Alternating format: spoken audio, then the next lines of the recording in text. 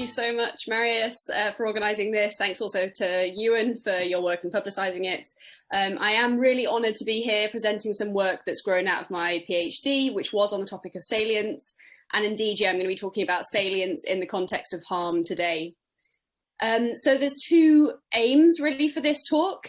One is to motivate the suggestion that you can harm another person or social group simply by attending to them in the wrong way, not by what you believe about them, not by what you feel about them, not even about how you act toward them. You can harm them simply in virtue of what you find sort of most salient about them in your attention. So I use the term salient structures to refer to this sort of pattern of attention. And what I'm keen to persuade you of today is that salient structures can be harmful in and of themselves, like constitutively. So salient structures represent a distinctively subtle and minimal form of harm that I suggest, but nevertheless one that's significant. And the second aim of this talk is to at least put on the table the suggestion that some aspects of racism might be fruitfully understood as issues about salience and attention, as issues about salient structures. This is the more sort of work in progress part of the talk and represents some pretty early days thinking, but I'm particularly keen therefore to get people's thoughts on this. So the plan is as follows. I'm firstly going to introduce the concept of a salient structure, focusing on salient structures in attention. In the second section, I'll set up a case study. This one does require a bit of a content warning, as I'll be looking at people who have endured rape. What I'll be suggesting here is that some of these individuals might want to avoid being attended to such that their experience of rape is their most salient feature. I'll consult some statements from those who have experienced rape and draw out a recurring theme, which is one that I'm going to seek to explain in section 3. So in that third section, I turn head on to that explanation, one where I hope to motivate the suggestion that a salient structure can be harmful in and of itself. So the type of harm that I want to focus on in this talk.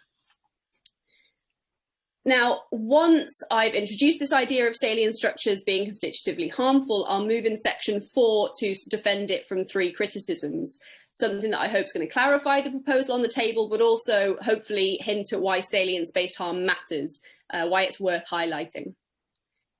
And in section 5, I'll begin to sketch how this notion of salience-based harm might fruitfully be applied to the topic of racism, many R's there, before finally summing things up in section 6. Okay, so on to section 1.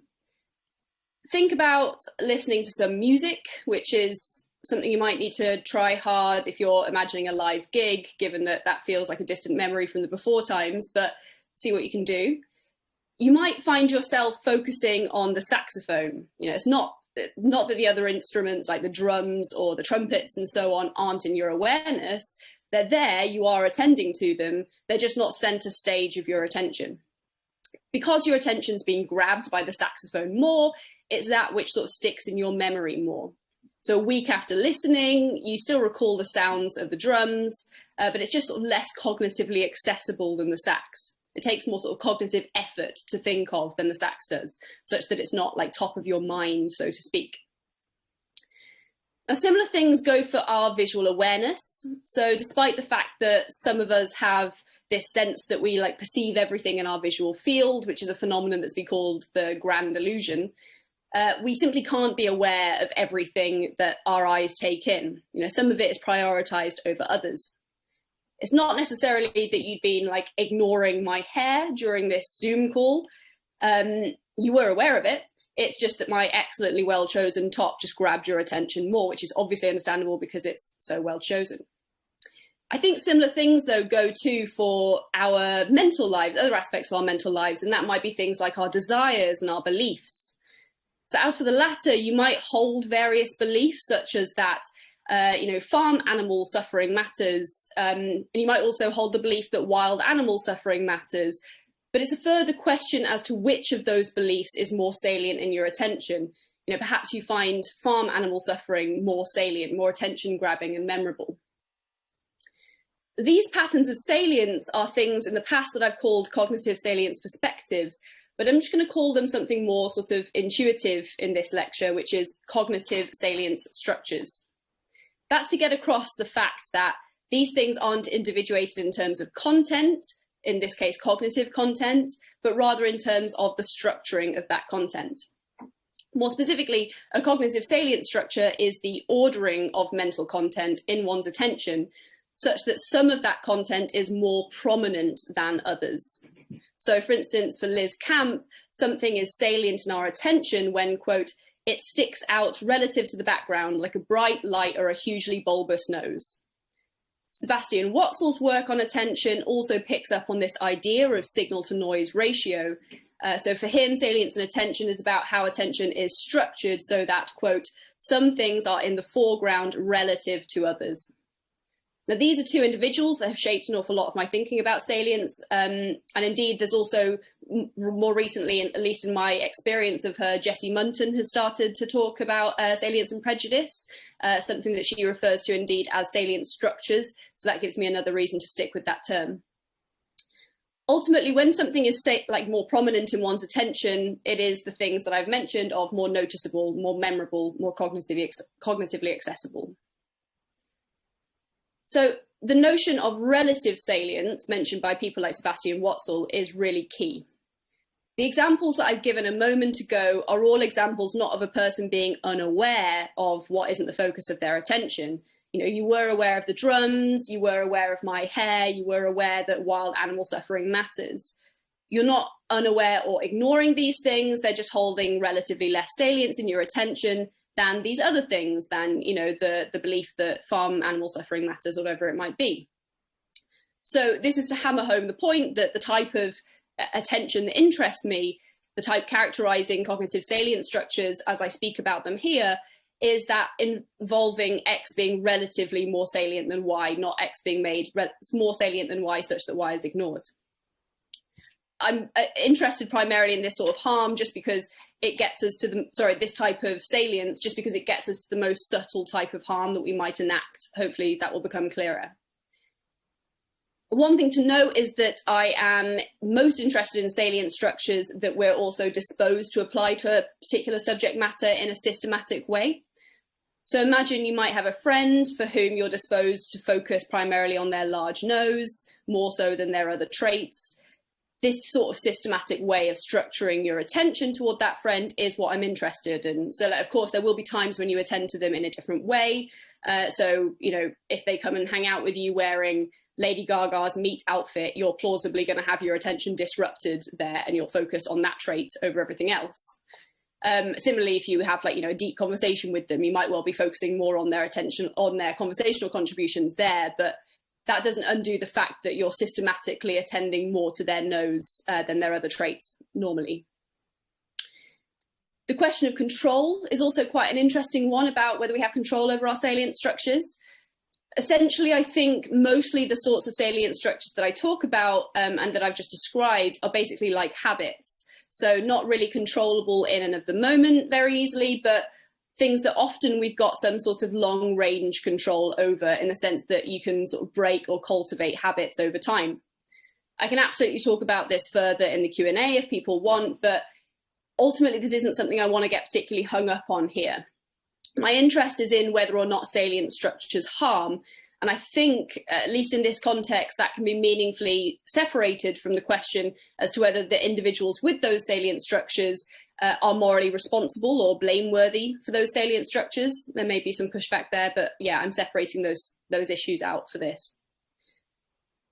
Now, another thing that I want to note here is that I'm going to drop the cognitive part of the cognitive salient structure mainly for the rest of the talk, but I do want to flag that there are salient structures in language too, so linguistic salient structures. So you might make something salient in language by, for instance, talking about it first.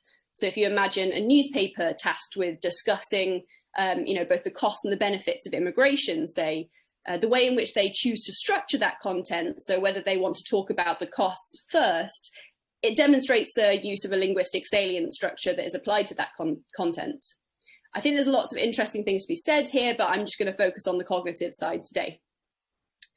As I'm indicating, lots more that needs cashing out to make this idea more precise, but I'm moving on hoping that we've got, a sufficiently workable concept there.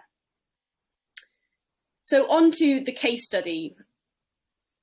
Now, this is obviously a terrible situation that a lot of women find themselves in. So according to a 2013 governmental report, in England and Wales alone, 85,000 women experience rape or attempted rape each year. Whilst both men and women, of course, experience rape, it is women who disproportionately experience it. Despite the gravity of the crime, many rape cases are simply not brought to trial. There are multiple reasons as to why these women may not want to testify in the courts. So I think one obvious one that you might be thinking of is the exceedingly low conviction rate. The emotional distress, I think, of recounting a horrific experience to a room full of people is another. But I think that a different reason might just be that these women do not want their experience of rape to become the most salient thing about them. More specifically, they don't want it to be the thing that others attend to the most, that others find most noticeable, memorable, and cognitively accessible about them. So I'm going to look at some ways that we might try and understand that concern. So one way, which I've suggested elsewhere, refers to how this salient structure might have harmful effects, insofar as it's liable to trigger particularly cognitively accessible and socially licensed beliefs and ideologies about those who experience rape. So beliefs and ideologies which, unfortunately, in our society tend to be incredibly harmful, like victim-blaming ideologies. My argument for the claim that simply making a person's experience of rape can be sufficient to trigger these sort of substantive victim-blaming beliefs and ideologies uses psychological evidence pertaining to what's known as framing effects. I'm not going to go into that argument here because the type of harm that this pattern of attention looks to be generating, if indeed that is plausible, looks to be instrumental. So the wrong of the salient structure is located not in the salient structure itself, but in the ideologies, the beliefs, and so on that it generates. The conclusion, of course, though, that I'm after in this talk is instead the idea that salient structures are non-instrumentally harmful, that they can be wrong in and of themselves. So that is what I'm going to turn to now. So to understand the claim that I want to make, let's look for a moment at some statements from those who have actually experienced rape. So a common concern is that one's experience ends up masking other aspects of one's identity. So take Monica Cora, a Norwegian track and field athlete who was kidnapped and raped when she was out on a run, has said that she wants to be known as a runner, not a rape victim. So calling running her passion, Cora describes it as, quote, the thing that gave me identity in life. She continues, quote, it's the rape doesn't have to identify you. It's not who you are. It's something that happened to you, a crime committed against you. Who you are is what you are passionate about and what you love. Similarly, Simone Biles, 4-time Olympic gymnastics champion, recently cited similar concerns when she announced that she had been sexually abused by her USA Olympic national team doctor. Now, in a statement on social media, Biles stressed that, quote, this experience does not define me. I am much more than this. I am unique, smart, talented, motivated, and passionate. I have promised myself that my story will be much greater than this. Now, in a similar vein, Ashley McDonald, who discussed on CBC Radio being assaulted by a cab driver, says, quote, I definitely don't want to be known as the rape victim. That's not my goal in life. She goes on, I hope that other people will acknowledge that there is much more going on in my life than that. Certainly, many complex issues around identity and indeed the victim status in particular no doubt play a role in these women's thoughts. My suggestion is that one way of thinking about their statements is by invoking salient structures. So let's think back to what cognitive salient structures entail. So what would it mean for Cora, for instance, to have her experience of rape taken to be her most prominent feature? Well, amongst other things, this would involve people noticing properties connected to the fact that she was raped more than others. For instance, they might notice others discussing her experience of rape more than they might notice others discussing, her other properties, like her skills and her interests and so on. Further, the fact that she endured this experience would be the most remembered feature of her life by others. It would involve the fact that this experience would be particularly cognitively accessible to people when they think about Cora, more so than her other traits. Even when they think of the fact that she's a runner, it's this other fact that is more prominent in their attention. Is this a problem? Well, turning to section 3 now. I think this attentional structure is a problem when Cora, Biles, and MacDonald benefit from having different features of their person most salient in the minds of others. So Cora and Biles, for instance, would, as they indicate in their statements, do better having runner and Olympic gymnast, respectively, more salient than someone who has experienced rape in people's minds. Why? Well, firstly, it matters to us how we are attended to. Cora and Biles want to be known primarily as athletes. This plausibly encompasses the desire for their athletic successes to be better noticed and remembered more easily than reports of, say, their rape, for their determination and commitment to their sport to be at the top of people's minds when they think about them, when they contemplate their behaviour, and so on. We arguably don't need to look too far when explaining why this matters. I mean, it's a familiar idea in ethics that we can be harmed when we're not recognised in the way in which we wish. So, for instance, trans individuals are harmed when they are not seen as the gender with which they identify. We can look to the social recognition literature for these sorts of suggestions. So Axel Honneth, for instance, talks about how our self-care, our self-respect, our self-esteem can all become eroded when our social identities are not properly recognised by those around us. Usually, the idea of not receiving proper social recognition is cashed out in ways that imply that something more than mere attention is at stake. So the trans people that I just mentioned are often positively misgendered and thus do not have their identity recognised at all.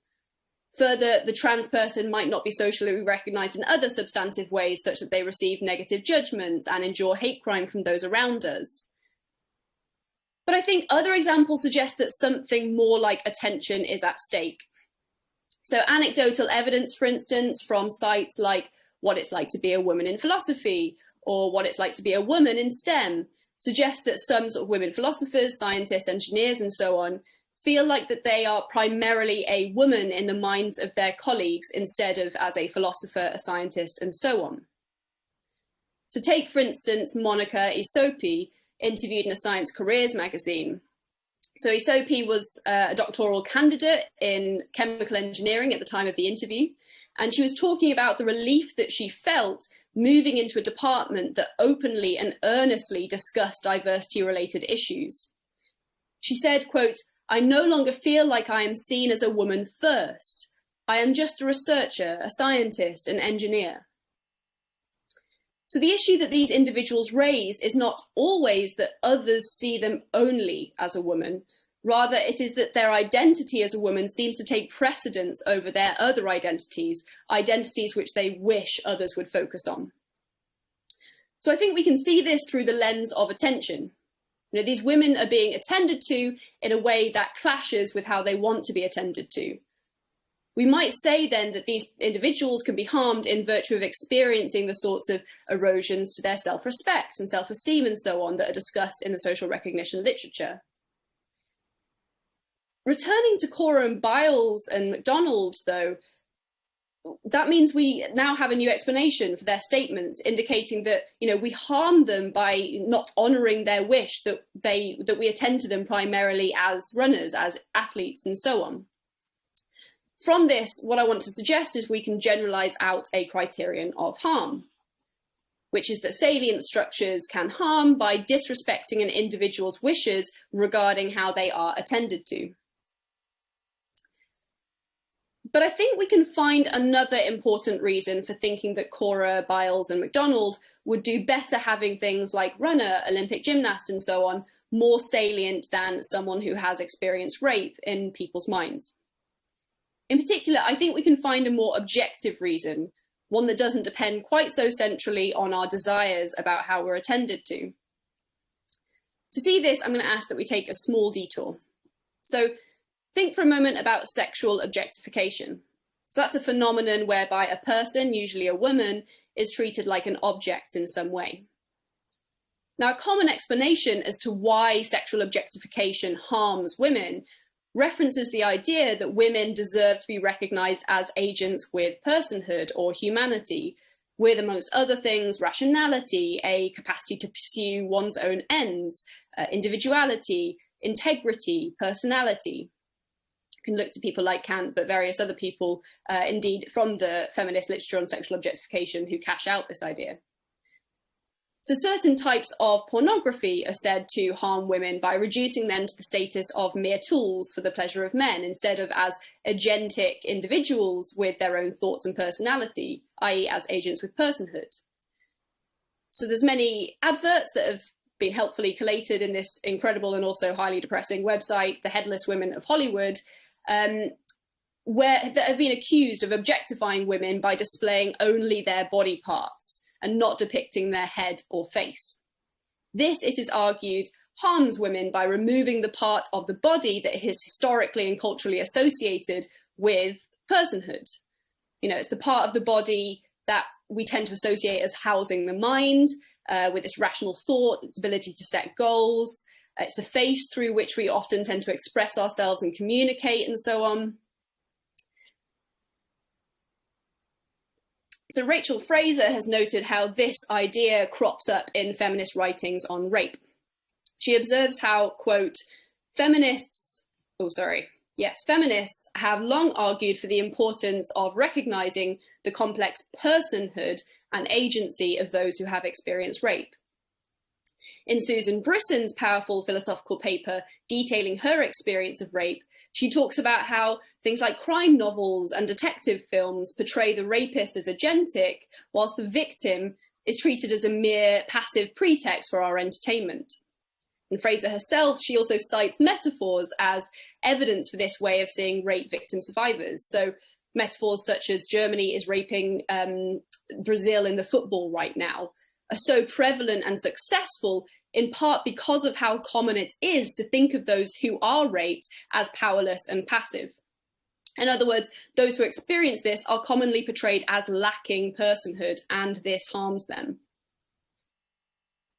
Now, the suggestion that I want to make is that one way of respecting another individual's personhood is to attend primarily to their personhood-related traits, to better notice, remember, to have more cognitively accessible those traits that reflect their personhood. So having athlete at the top of our minds when thinking about Cora and Biles helps us to notice and remember their agency, their individuality, their capacity to set and pursue their own ends. It helps us to focus on a trait that reflects their personhood. I'll talk a little bit more, by the way, later about how I'm conceiving this notion of a personhood and non-personhood related traits. Conversely, attending to a person so that their non-personhood related traits are their most salient feature is, I want to suggest, one way of disrespecting their personhood, namely of harming them. So having person who was raped most salient in our minds instead directs our attention to their passive status as someone who has been attacked, a status that they've not chosen, it doesn't reflect their rationality, their agency, and so on.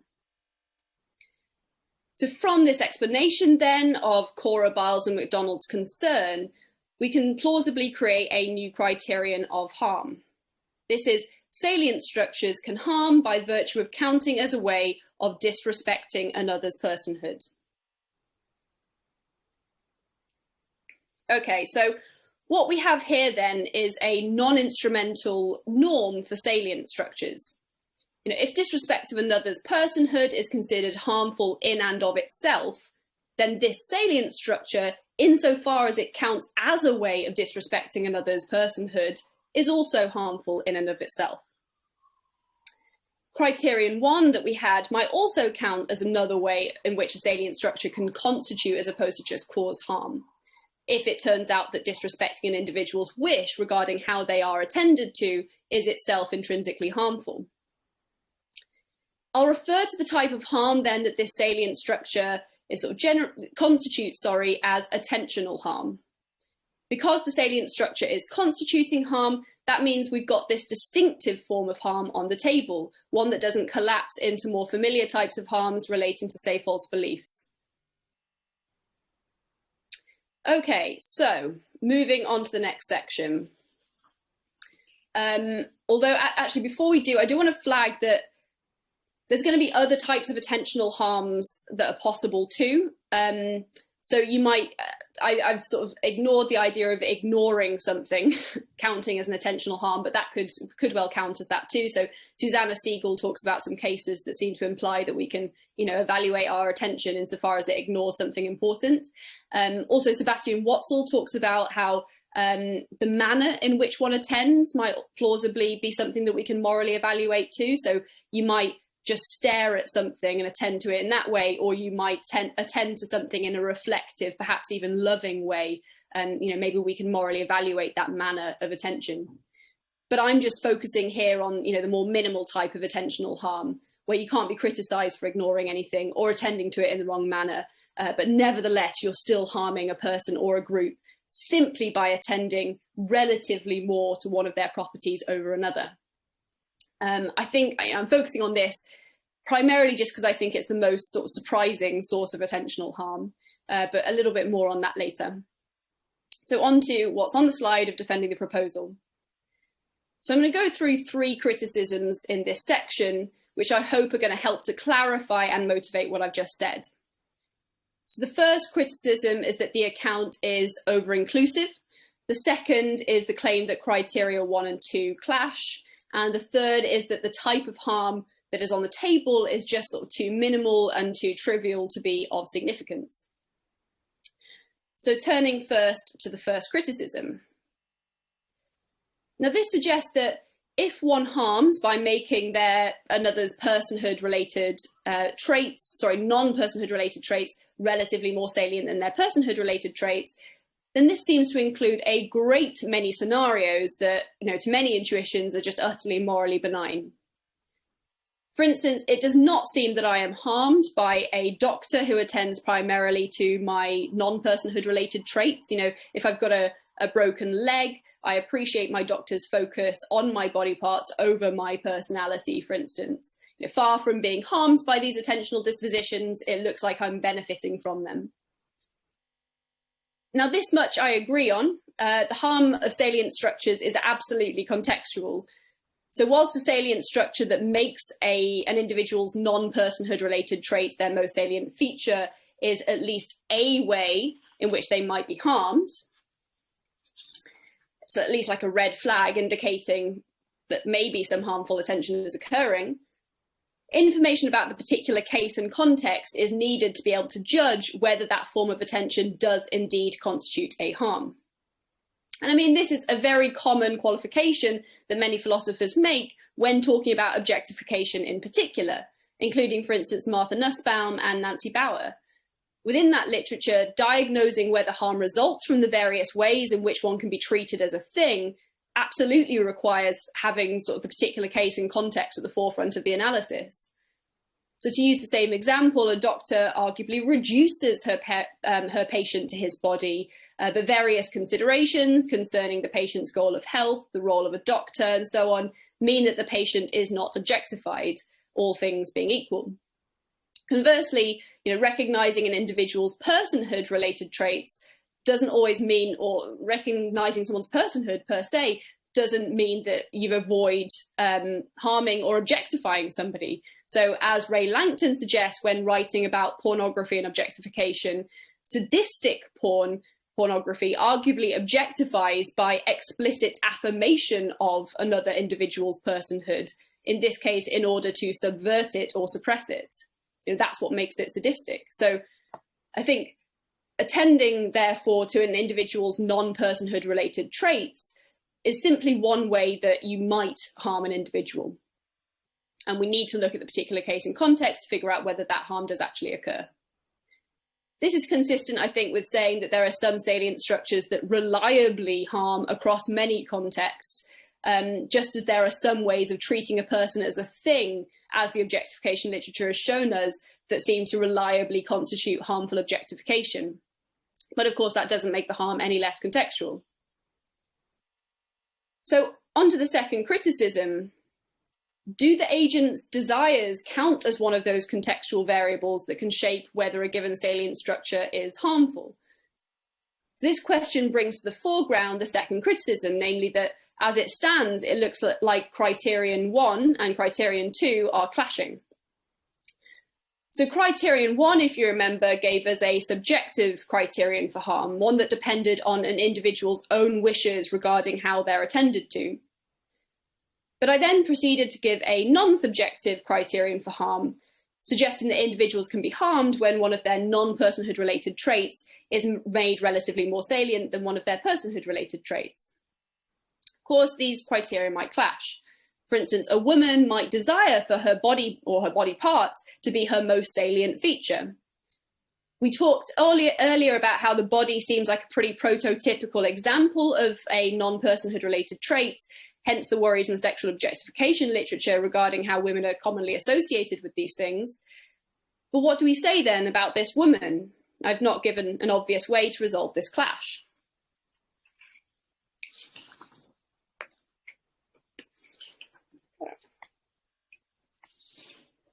So in response, I think the account that I've provided so far is consistent with different resolutions to this clash. So of course, one way to respond is to simply say, the clash is unresolvable, but that's, no unfamiliar thing. We often get clashes in ethics. Sometimes we just have to accept that there's no harm-free solution. By enacting one harm, we just mitigate another, and that's the case. That's the, messy reality about the world. But another response instead involves treating one criterion as more important than the other, such that it trumps the other. And I think that we can see these alternative resolutions by looking at the issue through the feminist debate about choice. So the term choice feminism is something that has arisen to refer to the school of thought that feminism should simply give women choices and not pass judgment over what they choose. So outside of referring to the importance of agency, this might be supported by the literature on social recognition. Ultimately, these theorists might say that the subjective criterion 1, ought to trump the objective criterion when they clash.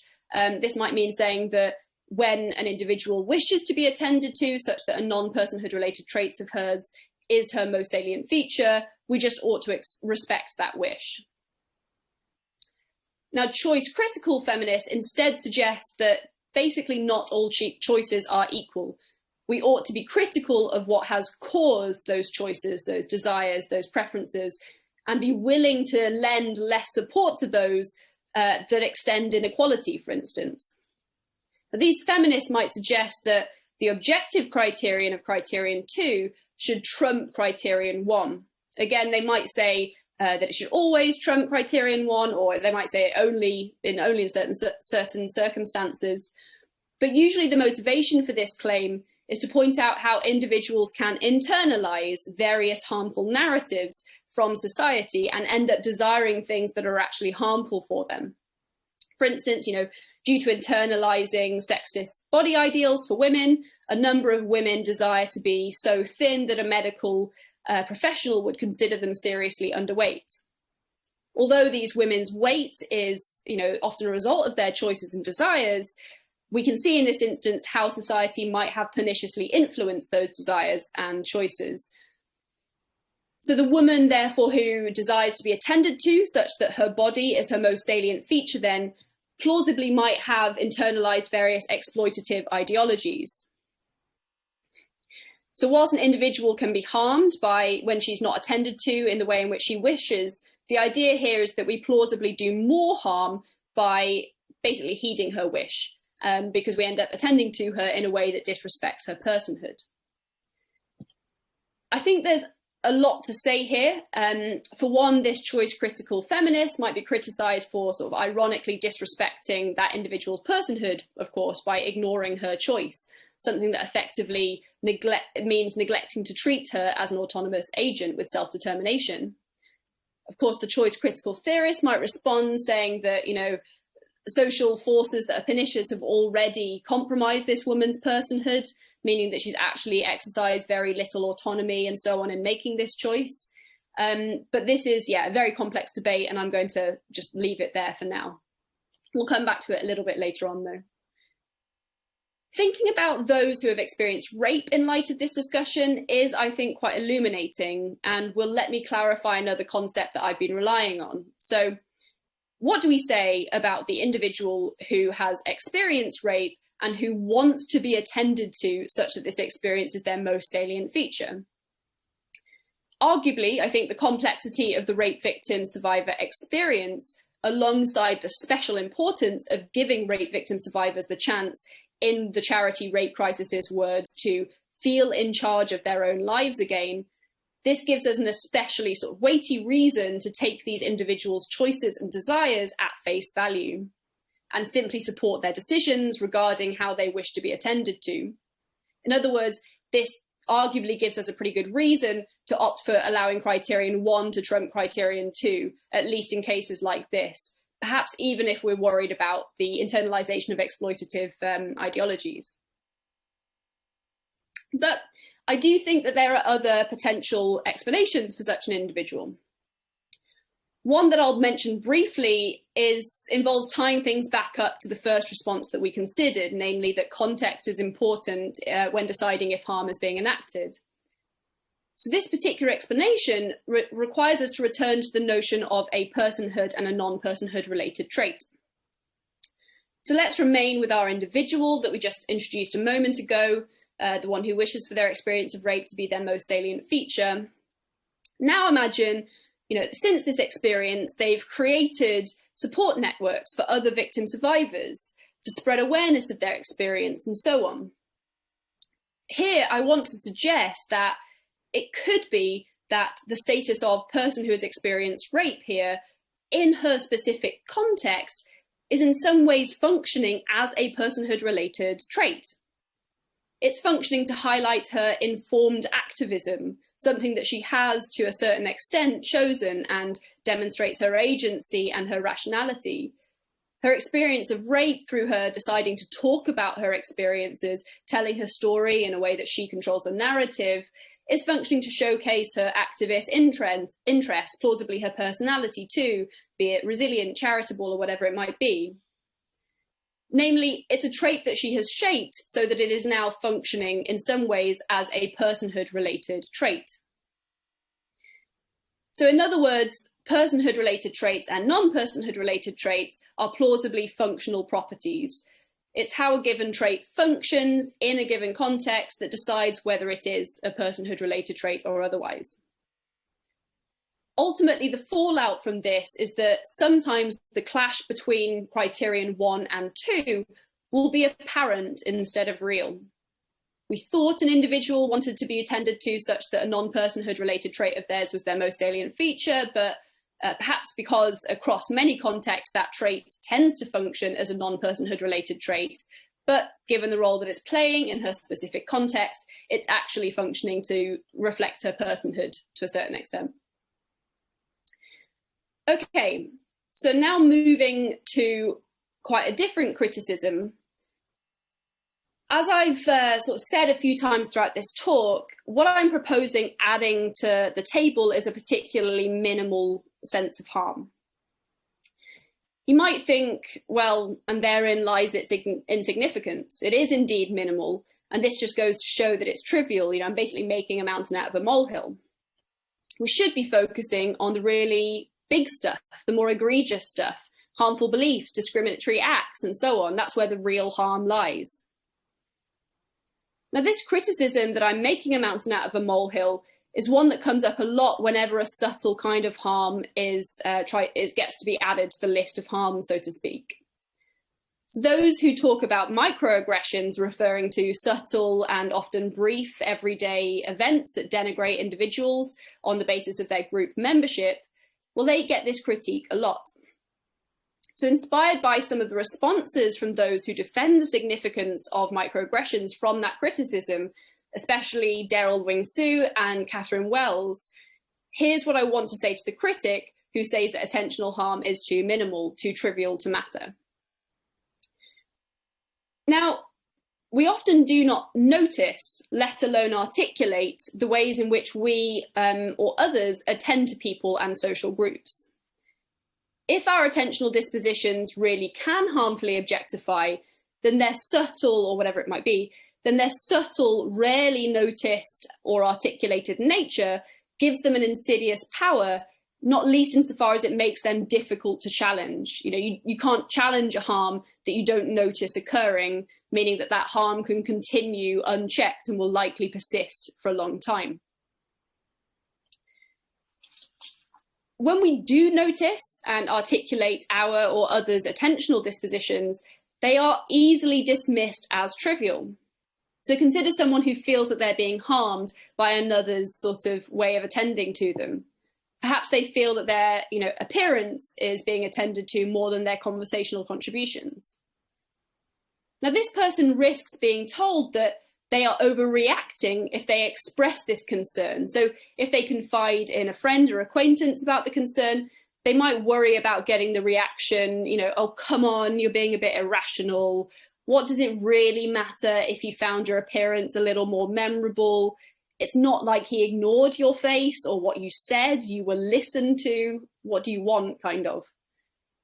Ultimately, the worry about getting this sort of reaction can function to silence the individual being harmed. Either they preempt these sorts of negative reactions, which can function to silence them by not speaking. So that's a form of silencing that Christy Dotson refers to as testimonial smothering, a kind of coerced self-silencing that happens when the speaker perceives their audience as unwilling or unable to take up the proffered testimony.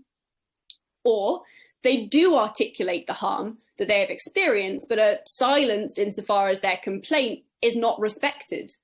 So this is a form of what Ray Langton has referred to as perlocutionary silencing, which is where one speaks, but one's objection, whilst heard, doesn't have the intended effect, in this case of being registered as a valid complaint.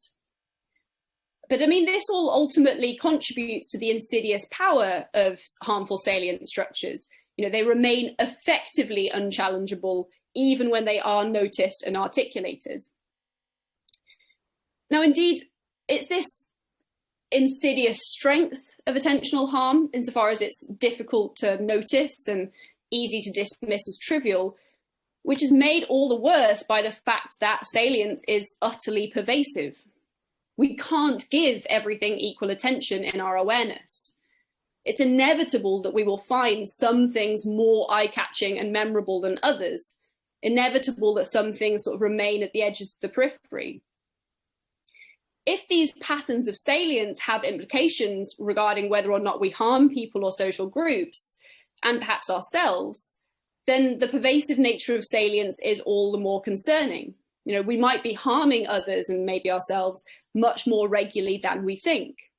In other words, there's plausibly a cumulative effect to the harm. Even if one does concede that the individual instances might not be so egregious, which is not something that I'm saying is the case, but even if you do concede that, added together, arguably the harm intensifies a great deal. Okay, so on to the fifth section, where we're going to take a sort of whistle-stop tour of applying some of the suggestions that I've been making so far to the context of racism.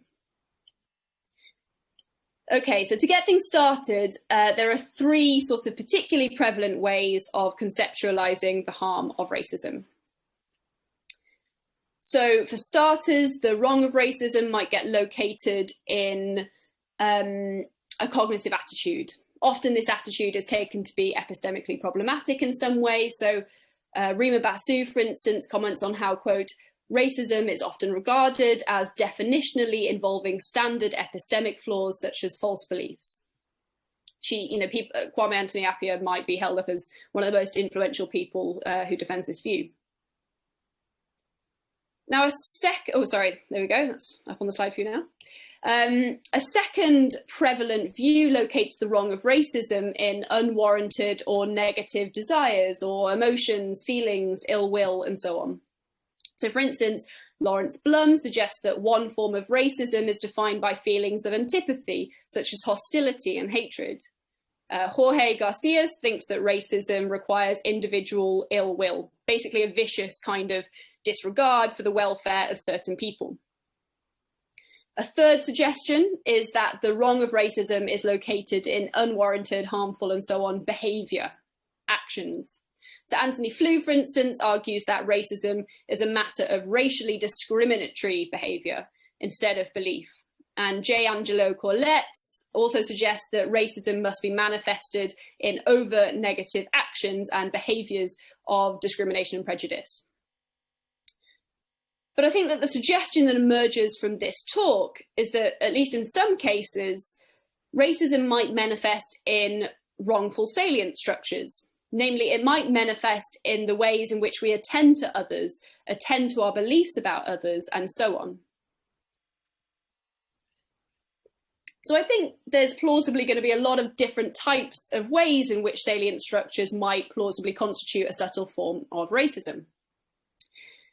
One, I think, could be finding like negative aspects of a social, of a racial or ethnic group more salient than positive aspects of that group. So Sebastian Watzel and Susanna Siegel hint at this conceptualization in some work of theirs. Jessie Munton has also recently written about types of prejudice that might be cashed out in this way. So Munton gives one example along these lines that instead discusses a religious group. So she says, quote, Margaret holds a range of true and rationally formed beliefs about Muslims, some of which are positively valenced and some of which are negatively valenced. She continues, Margaret almost never calls to mind the positively valenced beliefs, though she is able to access them when prompted. She frequently calls to mind the negatively valenced beliefs. Examples like these lead Munton to suggest that undue attention on negatively valenced beliefs about a demographic group can be sufficient for prejudice. We might say that it's sufficient for a subtle form of racism too. Perhaps we might say that this undue attention on the negative aspects of a given racial category counts as a way of discriminating against that group.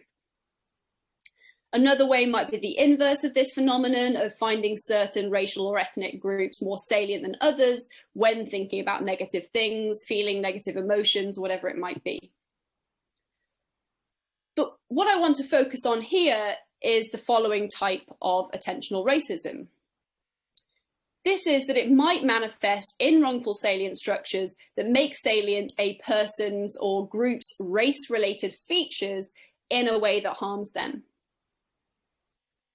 So there's a couple of potential ways that this talk has highlighted that might make the salient structure in question wrongful. One involves making a salient a race-related trait that the individual in question does not wish to be made the most salient thing about them. Another is making relatively more salient an individual's non-personhood race-related trait than a personhood-related trait. And indeed, I think to get a group formulation of this second suggestion, we might say that a salient structure is wrongful when it involves systematically attending to presumed members of one ethnic or racial group differently to the presumed members of another ethnic or racial group, so that for the first group, it's the personhood-related traits that are made relatively more salient, whilst for the second, it's a non-personhood race-related trait that is instead made relatively more salient. Again, I think we can marshal familiar complaints to substantiate and evidence this proposal. So as Griselda Pollock and Rojika Parker discuss in their book Old Mistresses, oh, sorry, no, maybe it's called, it is Old Mistresses, I'm not losing it. So artists from minority backgrounds commonly complain about being seen primarily in terms of their nationality, ethnicity, or race. So they might get referred to, for example, as a Hispanic artist in a review of their work, whilst another white artist will simply be referred to as an artist. So using the prefix Hispanic is one way of making these artists' ethnicities their most salient feature, of course, in this case through language. As a particularly famous example of this complaint, Jean-Michel Basquiat once said, "I am not a black artist, I am an artist." Now, as we suggested earlier, whilst a complaint of this sort might be referring to a whole bunch of different harms, such as the fact that these statements of, calling someone a black artist can be othering, we might understand them simply as a claim about attention. Sometimes these individuals might be complaining about the fact that they're attended to, such that their skin colour or their racial or ethnic category, or perhaps their presumed racial or ethnic category, is their most salient feature, more salient than their other features. This might harm them simply because we harm a person when we do not attend to them in the way in which they wish. But it also might be because the trait in question that is being made salient by others is functioning as a non-personhood related trait. So Basquiat, I think, is telling in this example that he's drawing attention to his career, his passion, his identity. And we might explain the significance of this by pointing out that artist for him is functioning as a paradigmatic personhood related trait. It's something demonstrating his agency, his personality, his self-determination, and so on. Arguably, at least in this context, his racial identity isn't doing these things. It's plausibly functioning as a non-personhood related trait in this circumstance. Now, I think this is where sort of the clarifications that I made earlier to the account in section 4 become really important. Ultimately, these are all suggestions for salient structures that might harm, that might count as a form of racism, not ones that necessarily harm or that necessarily count as a form of racism. So for one, context still matters. Whether a given salient structure is racist or harmful or both will, of course, depend on the context. So, treating a person's racial or ethnic identity as their most salient feature when collating information about racial or ethnic identities for a study plausibly isn't generating harm depending on the legitimacy of that study. But I think we can think of other examples too. So in some situations, individuals or groups might want to be seen primarily as, for instance, a black person or a black group. So consider someone who wants to be known primarily as a Latino philosopher or a Middle Eastern CEO, perhaps a group wants to be known as black in business. I think there's lots of things to be said about these cases which can demonstrate that harm is not occurring. Indeed, perhaps facts about the context are the relevant thing to mention. This might be the fact that, in say for the Black in Business group, contextual facts about the genesis of the group, such that it's been created by and controlled by Black folk, facts about the role of the group, such that it's there to attract other Black folk to a network that can empower them, and that it's there to highlight and critique systems of, say, racial inequality that have led to the marginalisation of folk like them in that arena. Well, these features of the context arguably make it so that drawing attention to an individual's Black identity does not plausibly harm them. Some of these roles demonstrate that by drawing attention to these individuals' racial identities, other morally desirable goals are being served, such as the foregrounding of representation issues and more generally the decentering of white people in this arena. I think in some cases, like the individual who wants to be known as, let's say, the Latino philosopher, it might also be that one's racial or ethnic category is functioning as a richly identity-giving trait, connecting one to a social group with a distinctive and important history. Indeed, it also might be functioning as a personhood-related trait. Indeed, there are moves to generate a less individualist notion of personhood out there.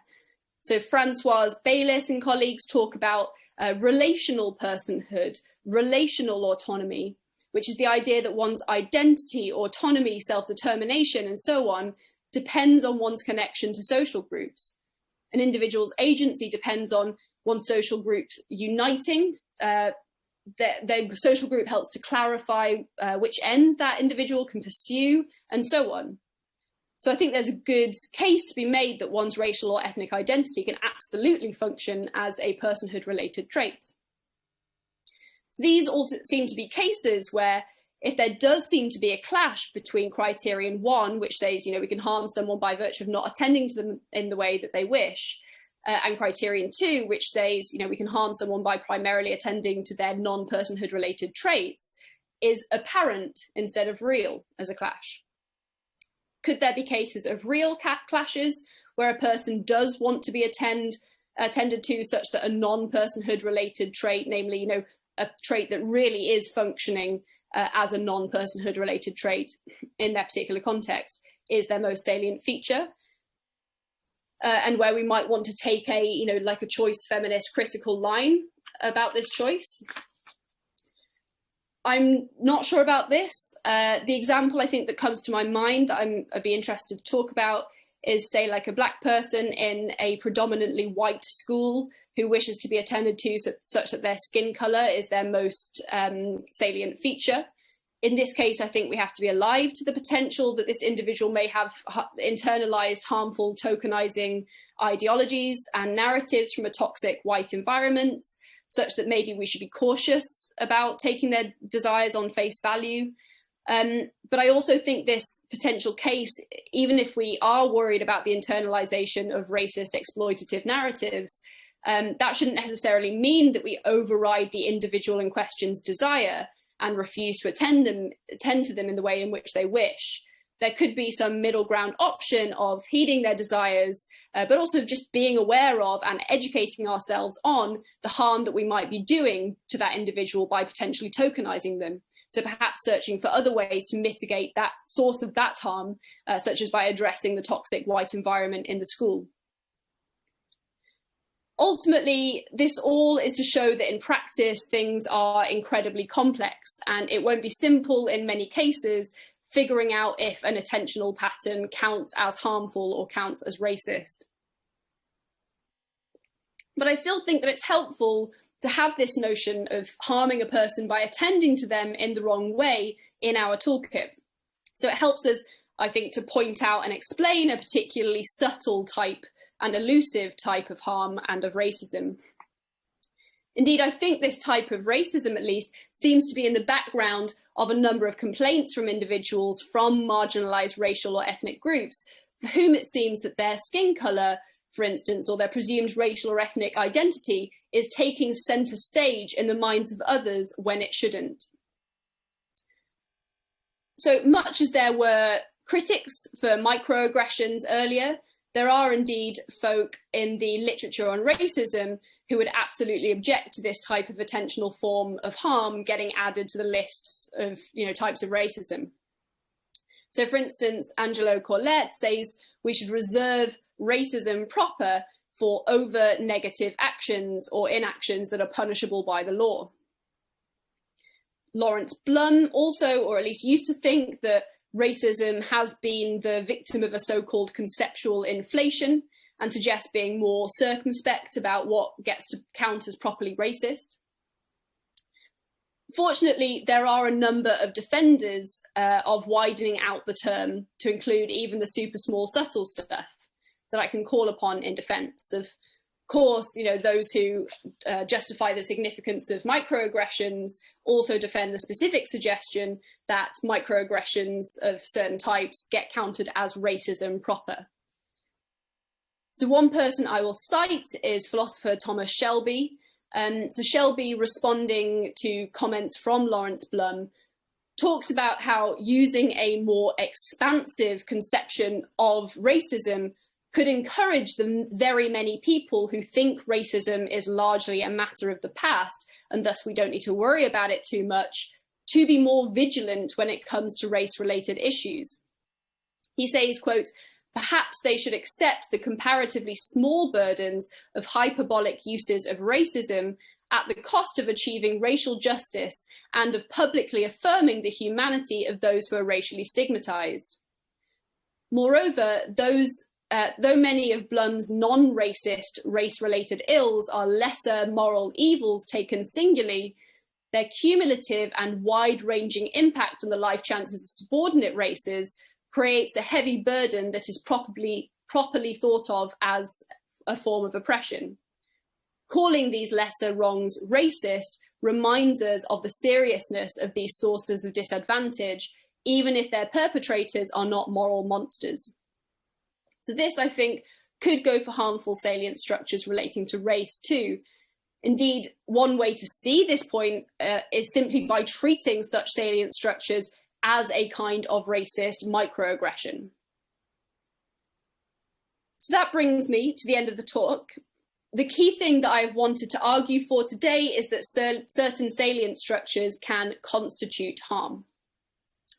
So salient structures refer to the ordering of mental contents in one's attention such that some is relatively more prominent, more noticeable, memorable, cognitively accessible than others.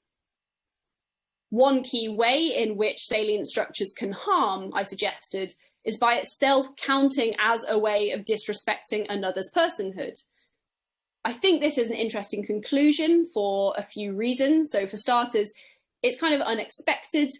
Intuitively, we might think that, so long as one listens to what a person is saying, values their conversational contributions, doesn't harbour false beliefs or derogatory feelings, malign desires concerning them, acts towards them with respect, you surely can't harm that person simply by finding one of their attributes more salient than another. But merely attending more to one trait of theirs over another, especially if these attentional dispositions do not have any negative consequences regarding how one thinks or feels about them, that just seems morally insignificant. But I'm suggesting here that that assumption is mistaken. Simply giving relative salience to a trait of a person, one trait of a person over another, can itself count as a way of harming them. This is adding a particularly minimalist form of harm to the table. Further, it's this very thing about salience, its apparent triviality stemming from its minimalist nature, which makes it powerful. Much like as is the case for microaggressions, it's the micro nature of harmful salient structures that gives them this insidious strength.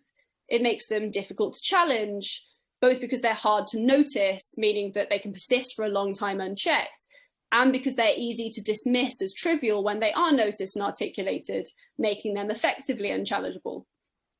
The pervasive nature of salience, though, means that even where the harms constituted by it are minimal, they're likely occurring much, much more than we think.